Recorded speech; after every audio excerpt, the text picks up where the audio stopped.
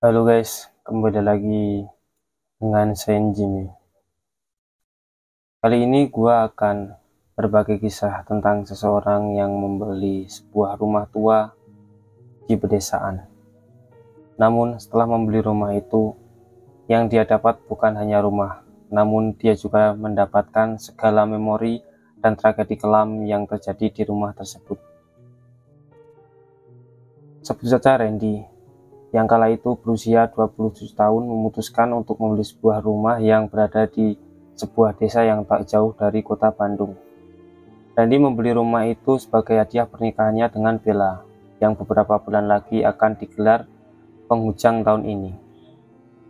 Alasan Randy membeli rumah tersebut datang ketika dirinya sedang liburan dengan calon istrinya. Secara kebetulan, Bella melihat rumah itu dan berkata kepada Randy, jika rumah ini direnovasi, sedikit saja akan jadi hunian yang nyaman. Bagaimana tidak, rumah bergaya lama tersebut memiliki pengarangan yang luas dan pepohonan yang hijau. Di antaranya pohon mangga yang tidak terlalu tinggi. Berada di desa yang tidak terlalu ramai, penduduk membuatnya cocok sekali, menjadikan rumah itu sebagai hunian nyaman untuk bersantai. Randy pun membeli rumah tersebut setelah mencari-cari siapa yang bertanggung jawab atas rumah tersebut. Ternyata rumah tersebut sudah menjadi properti negara karena sudah kosong selama berpuluh-puluh tahun. Bergantinya pejabat kota membuat para petugas yang bertanggung jawab tidak mengetahui alasan rumah tersebut kosong. Randy pun membeli rumah tersebut dengan harga yang jauh lebih rendah dari harga pasaran rumah di daerah sekitarnya. Setelah mengurus izin dan dokumen-dokumen lainnya, akhirnya rumah tersebut resmi jadi milik Randy. Randy pun menyewa orang untuk membersihkan rumah tersebut. Ternyata benar perkataan dari Bella. Rumah ini jadi terlihat nyaman ketika sudah dibersihkan. Sekarang dia hanya perlu merenovasi rumah tersebut. Randy mengerjakan rumah tersebut dibantu dengan beberapa saudaranya. Mereka mengerjakan rumah tersebut kurang lebih hampir 2 bulan sampai semuanya selesai. Kini rumah tersebut sudah layak huni. Randy mengisi rumah tersebut dengan beberapa perabotan dan alat-alat lainnya. Singkatnya, kini Randy tinggal di rumah tersebut sendirian. Awalnya tak ada yang aneh, hingga pada suatu hari dia bermimpi aneh tentang seorang anak perempuan yang ditemukan tergeletak di rumahnya. Anak itu tergeletak di lantai ruang tamu, tergeletak bersimbah darah, pakaian yang berwarna merah muda tercampur dengan merah darah. Randy tak mengetahui siapa perempuan tersebut, hingga akhirnya dia terbangun dari mimpinya setelah mendengar suara barang yang terjatuh yang berasal dari luar kamarnya. Awalnya Randy ingin menghiraukan suara tersebut, namun suara tersebut semakin kencang dan semakin keras. Randy keluar kamar dan memeriksa asal suara tersebut. Karena sebelumnya dia sudah mematikan seluruh lampu, ruangan di luar kamar menjadi gelap gulita. Hanya ada sinar bulan yang menerangi lewat jendela. Asal suara tersebut berasal dari ruang tamu. Randy pun bergegas ke sana. Dia pun menemukan asal suara tersebut. Randy melihat salah satu jendela di sana terbuka. Akibatnya jendela tersebut tertutup dan terbuka dengan sendirinya, menghasilkan suara yang mengganggu. Dia pun mengunci jendela tersebut dan hendak kembali ke kamarnya. Namun baru setengah jalan, dia mendengar sesuatu.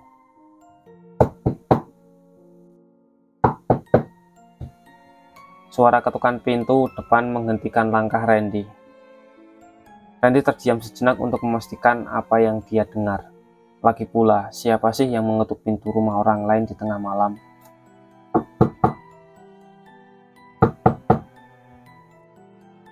Suara ketukan tersebut kembali terdengar. Kali ini ketukan tersebut lebih kencang dari sebelumnya.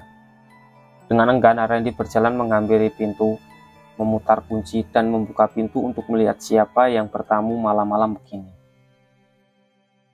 Kosong. Tidak ada siapapun. Randy pun terdiam menatap karangannya yang kosong. Di depannya hanya ada pohon mangga yang sedang berbunga. Siapa juga yang akan mengetuk pintu rumah orang lain tengah malam gini, apalagi lokasi rumah baru Randy berada jauh dari tetangganya. Randy pun bergegas menutup pintu dan menguncinya. Dia pun berbalik dan melangkah menjauh dari pintu untuk ke kamarnya. Baru beberapa langkah, suara ketukan pintu tersebut kembali terdengar lagi. Kali ini Randy bergegas untuk membuka pintu untuk melihat siapa orang iseng yang mempermainkannya. Namun, ternyata masih kosong. Tak ada orang di luar. "Hei, jangan sembunyi kamu. Sekali lagi kamu ketuk pintu saya panggil polisi," kata Randy dengan kesal. Ia pun menutup pintu dan menguncinya. Kali ini dia tak langsung beranjak dari sana. Randy memegangi gagang pintu dan mendekatkan telinganya di pintu, membuka gorden jendela dekat pintu supaya dia bisa mendengar dan melihat ketika ada langkah kaki yang mendekat. Usaha Randy tak sia-sia, ia mendengar langkah kaki dari luar. Kali ini dia sudah siap. Ketika langkah kaki itu sudah mendekat, Randy bergegas membuka pintu lalu keluar. Ternyata langkah yang Randy dengar sebelumnya tak memiliki pemilik. Suara tersebut entah datang dari mana, hanya ada suara tanpa sebab. Randy mulai berpikir yang aneh-aneh. Dia mulai berpikir soal hantu. Dia mulai berpikir semua ini ulah makhluk tak kasat mata. Buar! Suara pintu tertutup dengan paksa mengagetkan Randy. Dia pun bergegas menuju pintu, dan untungnya dia tidak terkunci di luar. Merasa ada yang tak beres, dia pun kembali masuk dan mengunci pintunya, dan akan mengabaikan apapun suara yang akan terjadi. Ketika pintu sudah terkunci rapat, dia bergegas menuju kamarnya. Ketika baru saja berbalik, dia melihat anak kecil berlari dari lorong kamar mandi menuju dapur. Ketika melihat hal tersebut, Randy terkejut sekaligus kebingungan. Dia berusaha mengingat apa yang terjadi barusan. Dia ingin memastikan apakah tadi anak kecil yang berlari. Lamunan Randy terpecah ketika dikagetkan dengan suara perabot yang terjatuh berasal dari dapur. Todar! Tanpa banyak berpikir, Randy langsung bergegas menuju dapur. Ketika sampai di sana, Randy melihat wajan, panci, dan peralatan lainnya sudah berantakan. Sosok anak kecil tadi terlupakan ketika Randy melihat tikus yang keluar dari salah satu panci milik Randy. Randy lalu berpikir bahwa semua ini adalah ulah tikus tersebut. Dia pun tak langsung membereskan peralatan tersebut dan berniat membereskannya di keesokan harinya bersama adiknya yang besok akan datang kemari. Untuk sekarang dia ingin segera tidur dan tidak mau memikirkan hal lain lagi. Namun Randy kembali tidur. Ia kembali memimpikan sosok anak kecil itu lagi. Namun kali ini berbeda. Randy melihat anak kecil itu masuk ke dalam rumahnya melalui jendela yang terbuka. Lantas anak perempuan itu berlari menuju dapur. Bekas langkahnya meninggalkan jejak berwarna merah. Dalam mimpinya, Randy mencari anak tersebut ke dapur. Namun dia tidak bisa menemukannya. Randy pun menyerah dan mencari bocah tersebut. Ketika hendak berbalik untuk kembali menutup jendela, sosok bocah tersebut sudah ada di belakangnya, menatap Randy dengan tatapan tajam. Lehernya mengeluarkan banyak darah seperti bekas sayatan.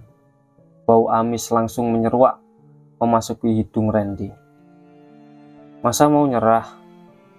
Cari aku lagi yuk," ucap si anak dalam mimpinya. Setelah mengucap hal tersebut, bocah tersebut berlari meninggalkan Randy yang diam membisu. Pandangannya berangsur buram, hingga akhirnya berubah menjadi gelap, dan dia pun bangun dari tidurnya di keesokan paginya. Ia pun lupa akan mimpi yang ia dapat semalam. Ia pun bergegas ke kamar mandi untuk membasuh muka dan membersihkan dirinya. Ketika selesai membersihkan diri, ia pun menuju dapur untuk membuat sarapan. Namun alangkah terkejutnya Randy ketika itu melihat dapurnya yang berantakan. Ia pun teringat bahwa semalam ada tikus yang membuat dapurnya berantakan. Randy pun membereskan alat-alat yang berserakan dan mulai membuat sarapannya. Ketika sedang sarapan di ruang tengah, tiba-tiba pintu depannya ada yang mengetuk. Randy pun menghentikan sejenak sarapan dan menuju pintu untuk membukakan pintunya. Ternyata adiknya lah yang datang. Ia memang menyuruh adiknya untuk berkunjung seraya membantu dirinya untuk bersih-bersih rumah. Awalnya adiknya menolak, namun setelah diiming-imingi upah oleh Randy, akhirnya dia mau. Mereka pun sarapan bersama terlebih dahulu sebelum memulai membersihkan rumah. Setelah selesai, barulah mereka membersihkan rumah, dimulai dari halaman depan. Namun, ketika baru saja membersihkan halaman depan, Randy mendapatkan telepon dari kantornya untuk memberitahu Randy agar segera datang ke kantor terlebih dahulu, karena ada urusan mendadak. Mau tak mau, Randy pun datang ke kantor untuk menyerahkan seluruh pekerjaan rumah pada adiknya. Lagi-lagi adiknya menolak, namun Randy menjanjikan untuk menambah upahnya. Dia pun setuju. Randy pun meninggalkan rumah dan adiknya untuk ke kantor. Rupanya memang ada pekerjaan yang mendesak. Randy yang seorang programmer mesin mendapatkan proyek yang harus selesai hari ini. Kemungkinan baru selesai di sore ini. Dia pun menghubungi adiknya agar tak pulang terlebih dahulu sebelum dirinya pulang. Singkat cerita, Randy berhasil menyelesaikan proyek dan untungnya customernya puas dengan hasil kerjanya. Setelah itu, Randy pun bergegas pulang ke rumah barunya. Dia melihat adiknya berada di halaman rumah menunggu datangnya. "Gila mas, gue baru sadar, rumah lu nyeremin," ucap adiknya. Randy pun menatap bingung adiknya setelah mendengar pernyataan adiknya tersebut. "Emang kenapa?" tanya Randy. Adiknya pun menjelaskan apa yang terjadi ketika Randy pergi. Setelah Randy pergi, adiknya bernama Ilham membersihkan halaman rumah kakaknya sendirian. Setelah selesai, dia hendak membersihkan bagian dalam rumah dengan cara menyapu dan mengepel. Lalu ketika dia hendak masuk, dia melihat anak kecil menatapnya dari luar gerbang. Dia pun menjelaskan ciri-ciri anak tersebut. Anak perempuan memakai baju merah muda, memakai bandu di kepalanya, dan jepit rambut kupu-kupu. Ilham pun mendekati anak kecil tersebut. Ketika didekati, anak tersebut kabur berlari ke arah jalan. Melihat anak tersebut kabur, Ilham tak mengejarnya. Dia memilih masuk ke dalam rumah. Ilham mengambil sapu yang berada di dapur, tapi ketika kembali ke ruang tamu, anak perempuan yang tadi sudah ada di jendela dekat pintu melihat ke arahnya dengan tatapan kosong. Ilham pun heran, bagaimana anak ini bisa masuk? Bukannya gerbang ini sudah ia tutup rapat? Dan benar saja, Ilham menengok ke arah gerbangnya yang masih tertutup rapat.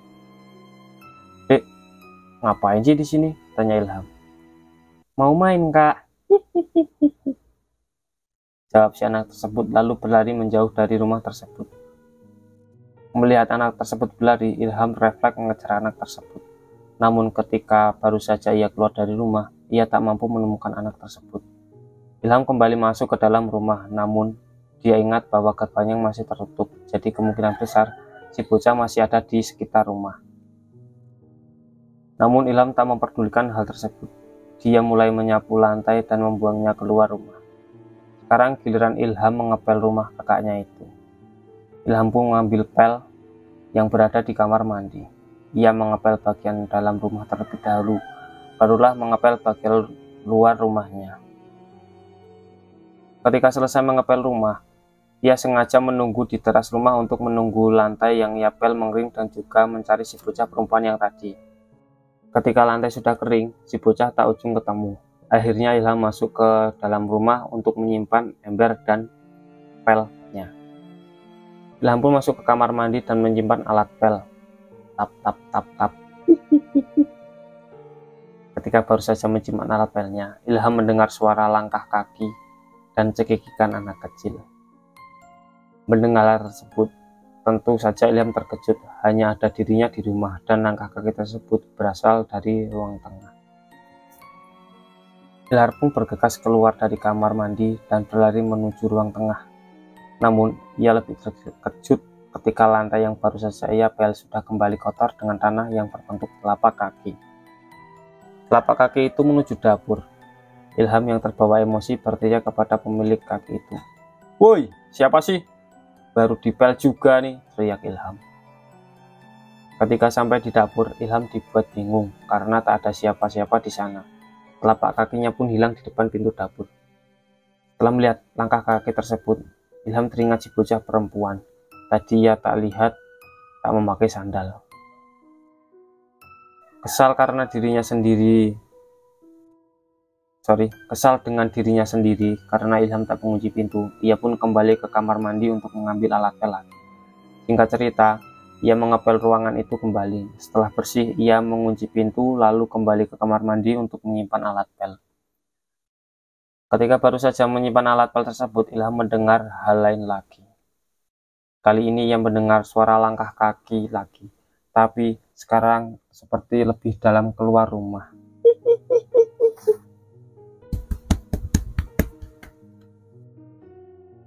Ilham pun kembali ke dalam kamar mandi.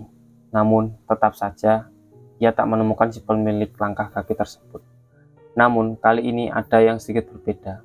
Bekas langkah kaki masih ada di lantai, tapi bukan tanah melainkan seperti cairan yang kental. Ilham pun mencoba untuk menyentuh cairan tersebut dengan telunjuknya. Ternyata itu adalah darah. Bekas langkah kaki itu menjadi darah, bukan lagi tanah. Melihat hal ini, Ilham menjadi sedikit mual dan ketakutan. Buru-buru ia mengambil alat pel dan membersihkan noda darah tersebut. Ia tak yakin apakah sudah bersih atau belum, namun ketika telah selesai ngepel lantai, ia buru-buru mengunci jendela dan pintu. Ilham pun menunggu kakaknya pulang di teras bersama alat pel dan ember. Setelah mendengarkan cerita dari adiknya, Randy langsung percaya apa yang dikatakan oleh Ilham. Namun di hati kecilnya ia sedikit ketakutan, karena setelah beberapa hari tinggal di rumah ini, dia sering mimpi tentang anak perempuan berbaju merah muda. Tapi Randy meyakinkan dirinya sendiri bahwa itu hanyalah bunga mimpi. Mungkin juga ia terlalu kecapean setelah mengurus segala hal tentang rumah barunya ini. Jadi ia mendengar dan memikirkan hal-hal yang tidak-tidak. Mungkin kucing kali yang masuk, jawab Randy. Mana ada kucing yang telapak kakinya segede gaban, jawab Ilham. Namun tiba-tiba, prang! Suara benda terjatuh berasal dari dapur. Mereka semua sempat terkejut mendengar suara tersebut. Lantas Randy dan Ilham bergegas masuk dalam rumah. Ketika baru saja membuka pintu, mereka dikejutkan oleh bekas telapak kaki yang tersebar di lantai ruang tamu. Jejak kaki itu sudah mengering. Jejak kaki tersebut berwarna merah, persis seperti yang dikatakan oleh Ilham dan diimpikan oleh Randy. Bam, kali ini, ucap Randy kepada Ilham yang sedari tadi menggenggam alat pel yang di tangannya. Randy pun memberikan diri untuk berjalan menuju dapur. Dengan langkah ragu-ragu, dia perlahan mendekati dapur. Prang! Suara benda jatuh terdengar kembali, membuat Randy terkejut dan mundur beberapa langkah. Setelah suara tersebut berhenti, Randy kembali mendekati sumber suara tersebut. Lorong yang gelap membuatnya ketakutan. Randy semakin menjadi-jadi. Suasana mendadak hening. Akhirnya Randy sampai di dapur. Ia melihat semua barang-barang sudah berantakan. Ia melihat ke sekeliling dapur tapi tak dapat menemukan pelaku yang memberantakan dapurnya ini. Dengan hati yang ketakutan, Randy berniat untuk segera keluar dari dapur. Namun tiba-tiba ia dikejutkan dengan sosok anak kecil yang sedang berdiri di lorong gelap menuju dapur. Sosok itu berdiri menghadap Randy. Matanya merah seakan-akan menyala dari kegelapan. Sosok itu perlahan mendekat ke arah Randy. Cahaya lampu menerpa tubuhnya dari ujung kaki hingga perut yang mempunyai lubang yang cukup besar. Darah mengalir keluar dari perutnya. Perlahan, cahaya naik ke dada dan tiba-tiba sampai leher. Leher yang tersayat hampir membuat kepalanya terputus. Darah segar keluar dari lehernya. Ya, aku ketakutan. Aku sembunyi lagi ya. Cari aku. Tiba-tiba sosok tersebut mengucapkan kata-kata itu. Randy terkejut bukan main. Kini sosok tersebut berbalik dan berlari menjauh dari dapur. Kebetulan di ujung lorong ada Ilham yang membawa alat pel dan ember. Namun sosok tersebut berlari menembus Ilham dan Ilham pun tak merasakan dan melihat apa-apa. Melihat hal itu, Randy semakin panik. Rasa takut sudah menyuak ke seluruh tubuhnya. Di ujung lorong, Ilham melihat Randy ke arahnya dengan tatapan mata kosong. Bang, "Ada apa?" tanya Ilham. Namun Randy tak menjawab. Tiba-tiba Randy terjatuh membuat Ilham berlari ke arahnya dan menjatuhkan alat pel dan ember di tempat di mana sebelumnya ia berdiri. "Bang! Woi! Bang! Kenapa kamu, Bang?" Randy terjatuh ke lantai. Tubuhnya mengeras, tatapan melihat ke atas, seluruh saraf tubuhnya tegang. Nafasnya tersengal-sengal. Ilham pun panik. Ia berlari keluar rumah untuk meminta tolong. Setelah beberapa kali berteriak minta tolong, tak ada satupun manusia yang menjawab. Ilham bergegas kembali ke dalam dan mengambil ponselnya. Ia menelpon kedua orang tuanya perihal kondisi Randy. Ia pun menelpon Bella, pacar Randy, dan beberapa temannya yang bisa membantu. Ilham pun bergegas kembali ke dapur untuk melihat kondisi Randy. Saat itu, kejang-kejang Randy sudah berangsur berhenti. Kini ia tak sadarkan diri di dapur. Ilham berusaha membawa tubuh Randy ke sofa ruang tamu. Ia pun berharap seorang datang untuk membantunya. Berbeda dengan Ilham yang melihat Randy tak sadarkan diri. Randy sendiri melihat aktivitas lain. Dirinya seakan dibawa ke alam lain ketika melihat anak kecil itu berlari melewati Ilham. Saat melihat anak kecil itu berlari, Randy berusaha mengejar. Ia meneriaki Ilham, namun Ilham seolah tak mendengar teriakan Randy. Ia pun berlari menuju Ilham. "Ham, lu lihat bocah yang tadi lari-larian nggak?" saut Randy. Namun Ilham tak menjawab. Dalam pandangan Randy, tiba-tiba Ilham berdiam diri di ujung lorong. Waktu seakan berhenti, tak ada aktivitas apapun. Ketika melihat jam dinding jarum, jam sama sekali tak bergerak. Ketika Randy akan menyentuh Ilham, tiba-tiba pandangannya menjadi ruyam gelap. Namun tak lama, pandangannya berangsur kembali. Tapi saat Randy mulai membiasakan pandangannya, Ilham tak ada di depannya. Ia pun merasa asing dengan apa yang ia lihat. Semua perabotan yang ada di rumahnya terlihat seperti ketinggalan zaman. Ia pun memanggil-manggil nama Ilham, namun tak ada jawaban. Lalu Randy berjalan menuju ruang tengah. Sofa miliknya, semua yang ada di sana bukan milik Randy. Randy kebingungan. Bukankah tadi ia ada di dapurnya? Namun kenapa sekarang barang-barang yang ada di rumahnya terasa asing? Randy pun keluar untuk melihat nomor rumahnya. Ya, rumah ini sama dengan nomor rumah milik Randy. Ia pun kembali masuk ke dalam dan melihat kalender yang ada di tamu. Kalender tersebut menunjukkan tahun 80-an. Tambah pusing dirinya ketika melihat kalender tersebut. Otaknya tak mampu mencerna apa yang terjadi. Ketika Randy sedang kebingungan, tiba-tiba ia melihat anak kecil yang berada di bingkai foto. Ia merasa familiar dengan anak kecil tersebut. Ya, ia ingat anak kecil yang ada di mimpinya. Terdapat tulisan kecil di pojok foto tersebut. Anastasia. Nama gadis tersebut adalah Anastasia. Tergiurnya sudah cukup. Terigunya sudah cukup. Terdengar teriakan yang berasal dari dapur. Randy pun langsung menghampiri asal suara tersebut. Ia melihat dari ujung lorong ada seorang gadis yang ia baru tahu itu adalah Anastasia, yang bersama dengan seorang wanita dewasa yang Randy diyakini adalah ibunya. Orang tersebut sepertinya sedang membuat adonan kue atau bolu di dapur. Terlihat dari muka Anastasia yang cemong oleh tepung. "Bu, habis bikin bolu kita main peta umpet ya," kata Anastasia yang dibalas dengan senyuman oleh ibunya. Setelah beberapa saat mereka pun menyelesaikan adonan mereka, lalu mulai memanggang adonan tersebut. "Sekarang kamu dulu yang sembunyi, ibu hitung sampai 10 ya." Anastasia mengangguk dan berlari bersembunyi ke kamar mandi. 1, 2, 3, 4. Ibunya mulai menghitung. Anastasia sudah bersembunyi di kamar mandi. 8, 9, 10. Ibunya sudah selesai berhitung dan bersiap mencari Anastasia. "Bu!"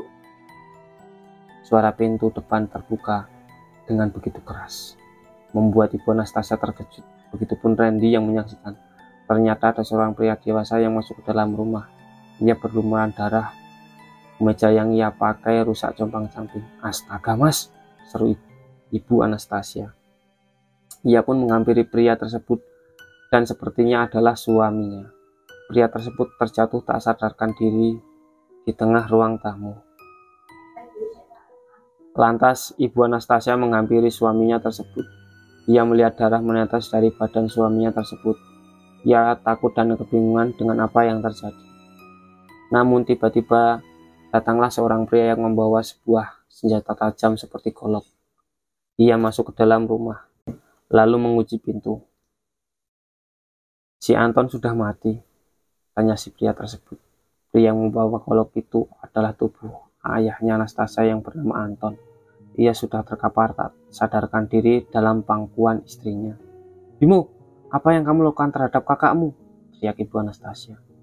"Jangan salahkan aku, salahkan suamimu yang mengambil semua warisan ayah," jawab Bimo.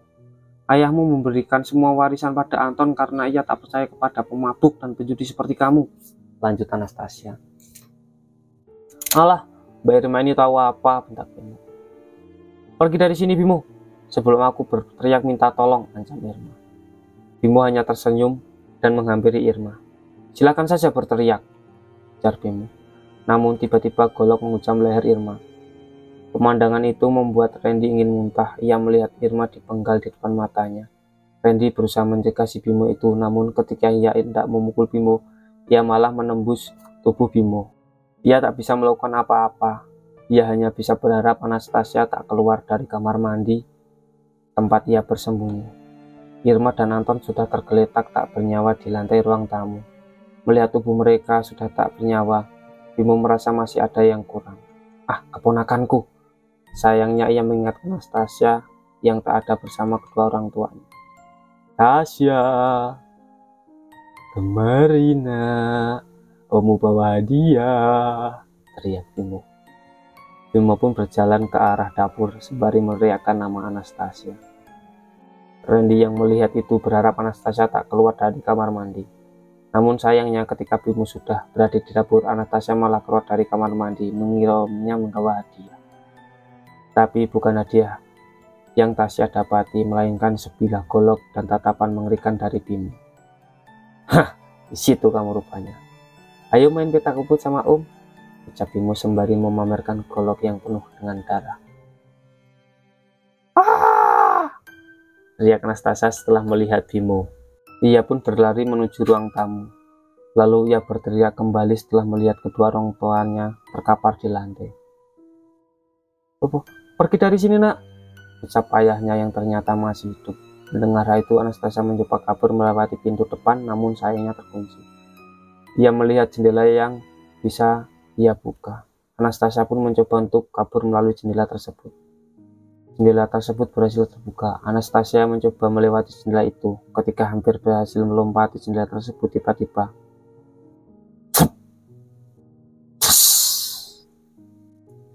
sebuah golok tertancap di dadanya. Bimo melemparkan golok dari jauh tepat mengenai punggung Anastasia dan menembus dadanya. Anastasia langsung tak berdaya. Ia jatuh ke lantai. Lalu Bimo menghampiri tubuh Anastasia. Anak malang tersebut masih hidup. Bimo menyeret tubuh Anastasia ke depan wajah ayahnya. "Lihatlah, Ton, anakmu akan mati di depan matamu," ucap Bimo. Dengan gerakan tiba-tiba, Bimo menggorok leher Anastasia. Anak cantik itu meninggal dengan mengenaskan di tangan pamannya sendiri. "Tidurnya yang nyenyak ya, Anton," ucap Bimo. Bimo pun menusuk jantung Anton dan memastikan ia telah mati. Setelah memastikan semua yang di sana telah mati, Bimo membersihkan diri dan menyimpan golok di dapur. Setelah selesai, ia pun keluar dari rumah itu dan mengunci pintu dan gerbang. Melihat hal ini, Randy terkejut dengan apa yang ia lihat ini, namun ia tak tahu harus melakukan apa. Ia mencoba kembali ke alamnya, namun tak bisa. Tak lama, Anton kembali membawa sekarung semen dan pasir. Ia pun melihat mayat mereka bertiga, lalu memilih Anastasia. Anton membawa tubuh Anastasia ke dapur. Di situ ia mulai membongkar lantai dapur, menggali tanahnya. Saat tanahnya dirasa cukup dalam, ia memasukkan Anastasia ke dalam peti kayu, lalu memasukkannya ke dalam lubang itu. Setelah memasukkan Anastasia, ia pun menutupi lubang tersebut. Setelah selesai menutupi lubangnya dengan tanah, ia pun membuat semen adonan dan meratakan kuburan Anastasia dengan semen. Anastasia pun selesai di kuburan. Namun semen yang tersisa rasanya tak cukup untuk menguburkan kedua orang tua Anastasia. Bimo pun keluar lagi untuk membeli semen. Namun ada satu hal yang Bimo tidak tahu. Bolu yang sedang dipanggang oleh ibu Anastasia gosong. Dan karena terlalu panas, oven tersebut terbakar, membakar apapun yang ada di sekitarnya. Tak lama Bimo kembali dan melihat kepulan asap yang berasal dari dapur. Ia pun berlari masuk ke dalam rumah. Ia memadamkan api sebelum menjadi besar dan memancing perhatian warga sekitar. Api berhasil dipadamkan, namun kepulan asap masih membumbung tinggi. Asap itu berhasil memancing perhatian warga. Beberapa warga berbondong-bondong datang ke rumah tersebut. Bimo lupa ia menutup kembali pintunya. Pintu depan terbuka lebar, mayat kedua pasangan suami istri masih tergeletak di ruang tamu. Ketika ia akan kembali ke ruang tamu untuk membersihkan mayat tersebut, ia terlambat. Ia melihat sudah ada beberapa warga ada di halaman rumah. Mereka semua terkejut melihat mayat yang tergeletak di lantai. "Pembunuh!" Seorang pemuda berteriak ke arah Bimo. "Tangkap dia!" ucap yang lainnya. Warga yang ada berlari dan menangkap Bimo. Salah seorang warga pergi untuk memanggil RT. RT pun datang ke TKP bersama dengan polisi. Setelah ditangkap, Bimo masih belum mengaku kalau dia membunuhnya. Ia hanya datang untuk memadamkan apinya, lalu melihat mereka sudah terkapar tak bernyawa di lantai. Warga tak langsung mempercayai Bimo. Seorang warga pun menemukan golok yang penuh darah di dapur. Dengan bukti tersebut, Bimo masih menggelak. Beberapa warga terlihat kesal. Tiba-tiba seorang warga memecah kerumunan dan melepaskan pukulan ke arah Bimo, diikuti oleh warga lain. Randy sedikit lega melihat Bimo tertangkap dan dipukuli oleh warganya. Ia berharap ia bisa ikut menghakimi Bimo, namun pandangannya kembali buram dan berangsur gelap. Kini ia berpindah ke dimensi lagi, masih di tempat yang sana, namun kini suasananya berubah menjadi gelap. Randy familiar dengan tempat ini. Ini adalah rumahnya sebelum direnovasi. Namun tiba-tiba muncul seorang anak kecil dari dapur. Randy mengenalnya. Ia adalah Anastasia. "Tasya, kemari nak," saut Randy. Kini anak tersebut bisa mendengar Randy. "Maafin om gak bisa bantu kamu. Kamu udah beristirahat dengan tenang?" tanya Randy kepada Anastasia. Tasya hanya menggeleng. "Kenapa?" tanya Randy. "Aku minta maaf om, udah ngeganggu om, tapi aku mau minta tolong temukan jasadku. Aku sengaja membawa ke hari dimana aku dibunuh agar om bisa menemukan jasadku," jawab Anastasia. Jawab Anastasia. Jawab Anastasia. "Baik om, jika sudah sadar om akan gali kuburan kamu," jawab Randy. Anastasia pun tersenyum. Randy pun bertanya kepada Anastasia, bagaimana keadaan Bimo setelah dipukuli oleh warga. Tasya pun menjelaskan jika Bimo tewas dihakimi oleh warga. Ibu dan ayah Tasya dimakamkan di pemakaman desa, namun Anastasia tidak ditemukan. Bimo terlalu rapi menutupi makam Anastasia. Bahkan jika bolu yang Anastasia buat tak terbakar, mungkin Bimo bisa berhasil menyembunyikan jasad ibu dan ayahnya Anastasia. "Ayo saut Anastasia kepada Randy sembari mengulurkan tangannya untuk genggam Randy. Setelah menggenggam tangan Tasya, pandangan Randy kembali kabur dan saat ia membuka mata, ia melihat Ilham, Bella, dan beberapa orang yang tidak kenal ada di sekitarnya. Melihat Randy telah sadarkan diri, Bella menangis bahagia. Namun Randy malah langsung berdiri dan berlari menuju dapur. "Ilham, bawa palu atau linggis," teriak Randy dari dapur. "Buat apa bang?" tanya Ilham. "Alah cepet bawa aja." Ilham dan yang lain pun kebingungan. Ilham membawakan palu dan linggis kepada Randy. Mulailah Randy menghancurkan lantai-lantai yang ada di dapur. Sempat dicegah oleh Ilham, namun Randy tetap bersikukuh untuk membongkar lantai dapur. Akhirnya Randy pun menemukan sebuah kotak kayu di bawah lantai tersebut. Ia pun membawa kotak kayu itu ke ruang tengah. Ia pun meletakkan kotak kayu itu di bawah meja dan sesegera membukanya. Ketika dibuka, semua yang ada di sana terkejut ketika mendapati tulang belulang manusia dalam kotak kayu tersebut. Randy pun meminta salah seorang warga yang ada di sana untuk memanggil RT atau warga yang sudah lebih dari 50 tahun tinggal di desa ini. Pak RT seorang lansia datang ke rumah Randy. Namun lansia itu tampak ketakutan ketika harus masuk ke rumah itu. Nampaknya ia tahu apa yang terjadi di rumah itu. Randy pun menjelaskan kenapa ia bisa menemukan kerangka ini di dalam rumahnya. Beberapa orang tak percaya, namun orang tua yang dibawa Pak RT membenarkan cerita Randy. Ia mengetahui pembunuhan yang terjadi di rumah ini. Pelakunya adalah adik dari si suami. Namun, para warga hanya memakamkan suami dan istrinya. Mereka tak mengetahui bahwa pasangan itu mempunyai anak. Mereka juga tak tahu keluarga Anastasia kalau keluarga Anastasia terlalu tertutup dan saat itu juga mereka adalah warga pendatang dari kota. Akhirnya mau tak mau mereka dikuburkan di desa. Dan Anastasia pun dikuburkan di dekat makam orang tuanya. Waktu pun berjalan cepat. Randy dan Bella telah menikah. Mereka menempati rumah tersebut karena tak ada gangguan gaib lagi setelah jasad Anastasia ditemukan. Suatu hari saat Randy sedang tidur, ia bermimpi melihat Anastasia bersama kedua orang tuanya berjalan ke arah cahaya sembari melambaikan tangan mereka. Mereka berterima kasih kepada Randy karena telah mempersatukan mereka kembali. Besok paginya, Randy terbangun karena istrinya mual-mual. Randy pun membawa istrinya ke dokter. Dan untungnya Bella tidak sakit, melainkan hamil. Randy pun berjanji jika anaknya perempuan, dia akan menamainya Anastasia. Sekian cerita horor dari Jimmy. Jangan lupa klik subscribe, like, dan komennya ya guys ya. Sampai jumpa di cerita atau film selanjutnya. Dan mohon maaf bila ada kekurangan. Saya mohon maaf.